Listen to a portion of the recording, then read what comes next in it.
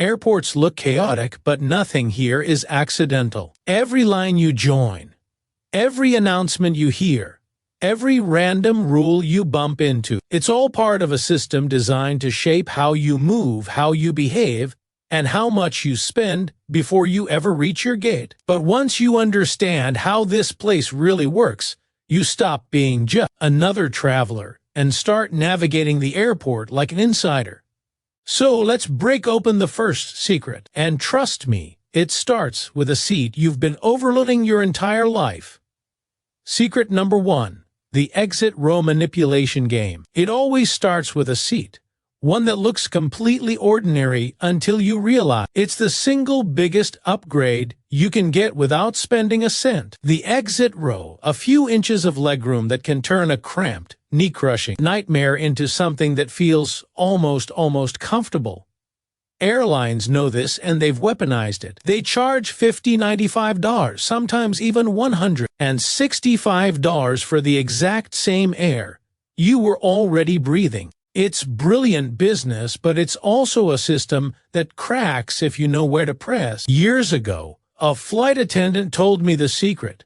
She said, "We don't fill those seats randomly. We look for passengers who seem calm, cooperative, someone we trust in an emergency."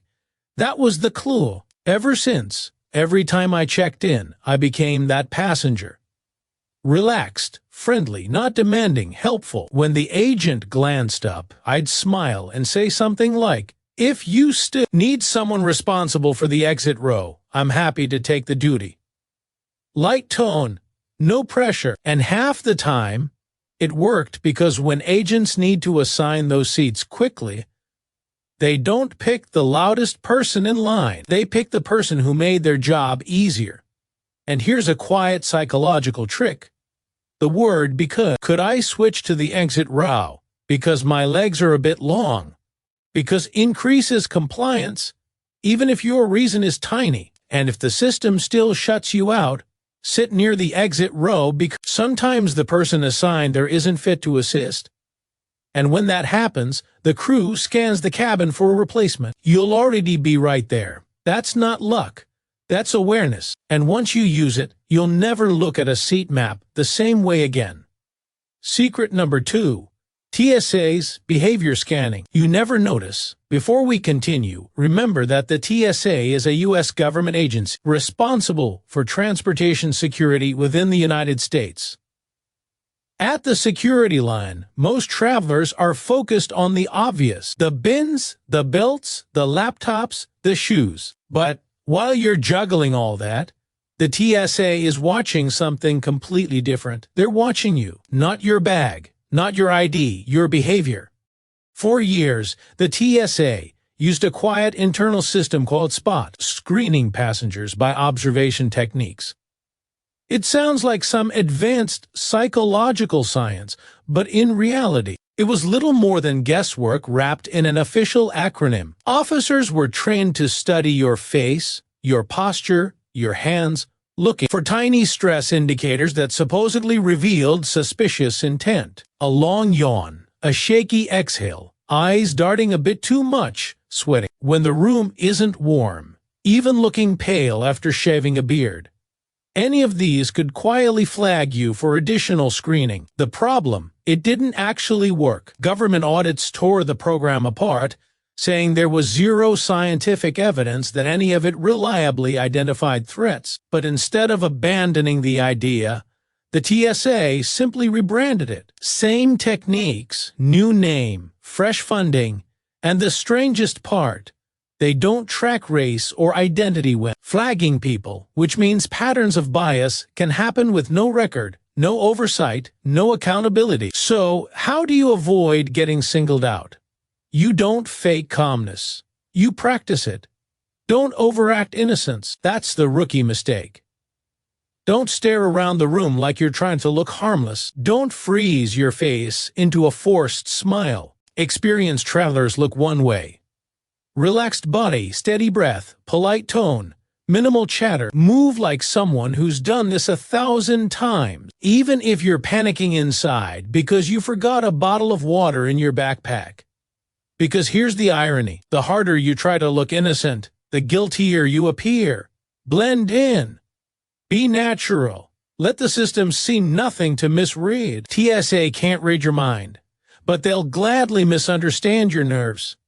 Secret number 3. The gate agent surveillance game. Most travelers think the real battle begins when boarding starts, when the lines form, when groups are called, when the scanner finally beeps. But the truth is, by the time you step into that line, the game is already over, because gate agents, they've been watching you long before you realized you were being watched. While they sit behind the desk, pretending to type, their eyes are quietly scanning the crowd like radar. Every few seconds, a glance up, a quick assessment, a mental note.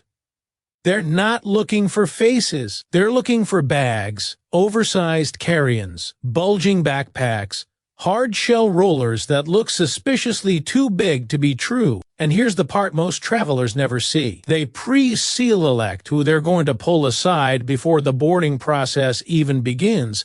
They tag you in their head. So, when you walk down the jet bridge thinking you're safe, that "excuse me, sir, I need to check that bag" moment isn't random. It was decided 10 minutes earlier.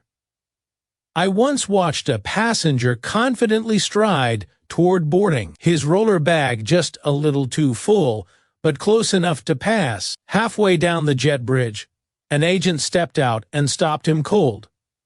"We'll need to gate check that."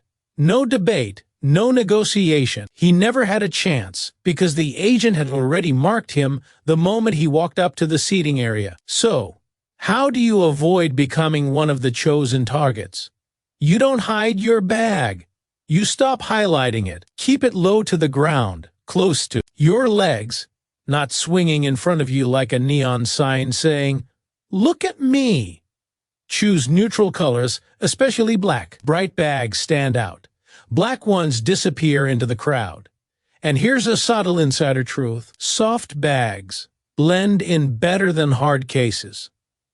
A soft duffel or backpack can compress, flex, and look smaller, while a hard suitcase looks oversized, even when it isn't. Gate agents aren't trying to catch everyone. They're trying to catch the passengers who look like problems before those problems slow down boarding. It's not about hiding. It's about not inviting attention in the first place. Because once a gate agent decides your bag looks off, there's almost nothing you can say to change their mind. In the airport system, surveillance doesn't start when the scanner beeps. It starts the moment you sit down and think no one is watching.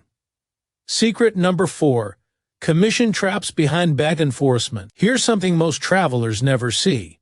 The moment when gate agents stop being gate agents and start becoming salespeople. Because at certain airlines, especially the ultra-low-cost ones, bag enforcement isn't just policy, it's profit. Companies like Spirit and Frontier have built a quiet incentive system behind the counter. Every time a gate agent flags a bag as oversized or non-compliant, they can earn $10 in commission. It doesn't sound like much until you realize they might flag dozens in a single shift. Suddenly, every extra inch of your backpack, every slightly expanded zipper on your carry-on is money in someone's pocket. And that's why those viral videos you've seen, the arguments, the confrontations, the bags that clearly fit but somehow don't fit enough aren't accidents. They are incentives in action. I once watched a woman slide her backpack into the metal bin perfectly. It fit with room to spare, but the gate agent leaned forward and said, "It needs to go all the way in, ma'am." The customer pushed harder, confused. The agent shook her head, and the fee was already being printed. Because here's the sneaky truth. The gate is where you have the least power. You can't go back to repack, you can't dispute the measurement. And you definitely can't risk arguing and missing your flight. So the airlines know at this moment you'll pay swiftly, quietly, with no refund and no recourse. That's why your bag choice matters more than ever. A compact, minimalist design, especially one that opens wide like a suitcase, looks compliant from every angle. Soft edges help. Dark fabric helps. Anything that makes your bag look smaller than it is helps. Because in 2026, bag enforcement isn't about safety. It's not even about rules. It's about a bonus system, and the easiest way to win that game is to make sure you never become the payday they're looking for. Secret number 5, the voluntary bag check trap. This one catches even seasoned travelers off guard because the trap doesn't start with the airline. It starts with you. You're standing near the gate. Boarding hasn't started yet. The metal sizing bin is right there, practically staring at you, and you think, let me just check, just to be sure. So you slide your bag in. Maybe it fits. Maybe it's a tight squeeze. Maybe it sticks out by half an inch. And that's the moment the gate agent's eyes lock on to you, because the second you voluntarily test your bag, you've handed them the authority to say, sorry, it doesn't fit. You'll have to check it.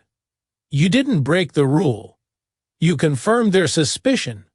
You didn't get caught. You walked right into their inspection zone. And once your bag touches that sizing bin, you've essentially signed the contract. No arguing, no negotiating, and definitely no escaping the $60 to $100 fee that follows. I've seen travelers with perfectly acceptable bags get penalized because they just wanted to check. The agent wasn't even paying attention until curiosity made the passenger step forward and expose themselves. The smarter move: never, ever offer your bag for inspection unless they specifically ask. Keep it behind your legs, close to your seat, out of their sight line. If you're unsure whether it fits, test it somewhere else. An empty gate, a quiet corner, anywhere without witnesses. Give yourself time to adjust, reorganize, or shift weight if needed. Some travelers even use clothing with hidden compartments, jackets, or travel vests, with pockets big enough to hide chargers, cables, toiletries, even a pair of shoes. Suddenly, your bag looks lighter and slimmer without removing anything essential from your trip. Because here's the truth: airlines hope you never realize. They don't need to prove your bag doesn't fit. They just need to convince you that it doesn't. So the next time that metal sizing bin calls your name, resist, because in this airport system, the moment you voluntarily play by their setup, you've already lost the game. Secret number 6, the rolling delay lie. If you've ever been trapped at a gate watching your departure time jump from 20 minutes to 45 to an hour and counting, you've probably wondered, why can't they just tell us the truth from the start? Here's the uncomfortable answer: they can. They just won't. Because a big delay creates chaos. Announce a 3-hour delay up front, and suddenly half the passengers rush the service desk, demanding rebooking, refunds, hotel vouchers, meal credits, a nightmare for the airline. But drip feed that delay in tiny, harmless increments. Just 30 more minutes, just a short maintenance check, just a minor update coming soon. You stay calm, you stay seated. And most importantly, you stay at the gate. I saw this happen to my own mother. She was flying to visit her granddaughter. Excited, nervous, sitting in business class for the first time. The airline kept announcing delay after delay. Always just a little one, always almost ready. What they didn't say was that the mechanical issue would take hours to fix. Hours she didn't leave her seat, not for the lounge she had paid for, not for food, not even for the restroom, unless absolutely necessary, because at any moment they might call boarding. And that's the psychological trap airlines rely on. Short delays keep you obedient, keep you patient, keep you from exercising your rights. And sometimes, here's the wild part, they even undelay a flight, fix the problem early, push the schedule forward, and suddenly passengers who thought they had time are running back to the gate in a panic. The real goal: minimize refunds, minimize rebookings, maximize control. But here's how smart travelers see through it. Track your plane yourself. Apps like Flight Radar 24 or FlightAware show you exactly where your aircraft is. If the airline claims your flight is delayed 30 minutes but your plane is still over Denver or hasn't even left its previous airport, you already know the truth. That tiny delay is a fantasy. That's your cue to relax. Get food, charge your phone, use the lounge you paid for. Don't sit frozen at the gate like a hostage waiting for the next announcement. Because once you understand why airlines lie about delays, you stop reacting to their timeline and start creating your own. Secret number 7. Predictive cancellation of your seat. Imagine this. You're sprinting through the airport, lungs burning, backpack bouncing with every step. Your connecting flight is boarding, but you can see the gate. The plane is still there. The door is still open. You made it, or you thought you did. You rush up to the podium out of breath, and the gate agent doesn't even look surprised. Sorry, your seat's been given away. Wait, what? You didn't miss the flight. You're standing right here. How can your seat be gone? Welcome to one of the most quietly frustrating systems airlines use today. Predictive cancellation. American Airlines uses a software program called Aura, and one of its jobs is to decide automatically whether you will make your connection or not. Not based on reality, not based on where you actually are, but based on what the algorithm predicts. If the system decides you won't arrive in time, it removes you from the flight before you reach the gate. Your seat gets given away to a standby passenger, a frequent flyer, or someone who paid more. And once you're removed, you're treated as if you showed up late, even if you sprinted across the terminal and arrived exactly when you needed to. Here's the twist. Not every airline plays this game. United Airlines runs a system called Connection Saver that actually holds flight a few minutes when it knows connecting passengers can still make it. One system helps you, the other system punishes you. So, if you ever arrive at a gate and discover your seat magically vanished, don't accept the explanation quietly. Ask the gate agent directly. Was I removed due to predictive cancellation? You'll see a flicker in their expression because now they know you know. And here's the phrase that matters. This qualifies as involuntary denied boarding. Those 4 words activate your rights.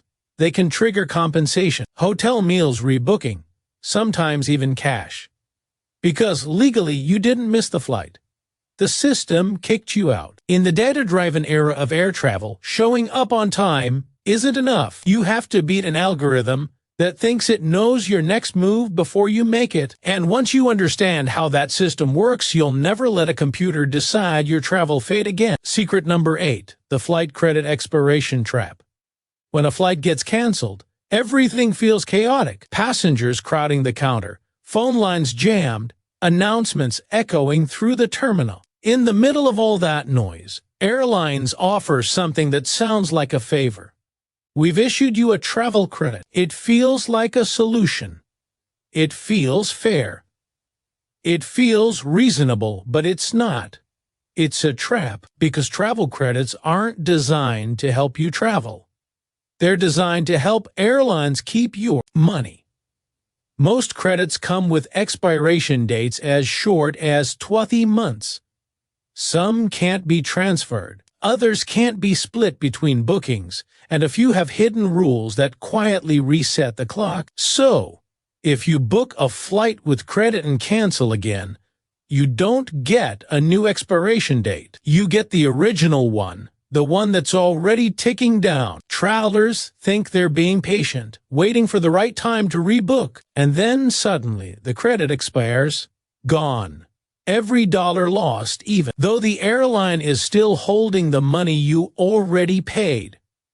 And here's the part they hope you never notice. Some credits include service fees when you use them, meaning you're paying again to spend money that was yours in the first place. Multiply that system across millions of passengers, and airlines keep billions locked inside their books, money that should have gone back to travelers. But here's the rule they almost never tell you. If your flight was canceled or significantly delayed, you are legally entitled to a cash refund, not credit, not a voucher, not future travel. Cash. The Department of Transportation requires it. But airlines rarely offer it unless you ask and insist. The phrase you need is simple. I am requesting a full refund to my original form of payment. Say it calmly. Say it clearly. Say it even if they try to redirect you toward credits. Because when an airline says, we issued you a travel voucher, what they really mean is, we've kept your money on our balance sheet. But now you know better. Credits are convenience for them, not for you. Take the refund. Take back control. And don't let your hard-earned money expire quietly inside someone else's system. So now, you know, the airport isn't just a building where flights happen. It's a maze, a living system designed to test your awareness at every single turn. From the exit row game that can save you 50 to the TSA's silent behavioral scans to gate agents earning commissions off confusion to algorithm that cancel your seat before you even miss your connection. None of it is random. None of it is accidental. It's a pattern refined, repeated, disguised as policy.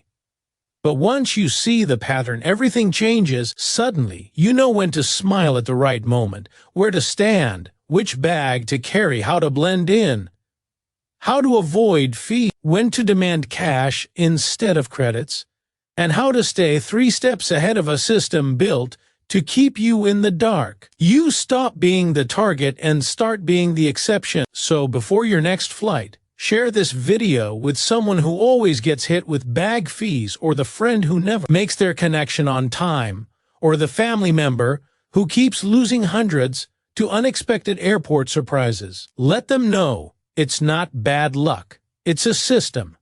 And now you understand how to navigate it. If you want more of the hidden side of air travel, the loopholes, the upgrades, the insider tactics airlines wish you never learned, hit that subscribe button, turn on notifications, and stick with airport tips, because what you've seen today, that was just the beginning.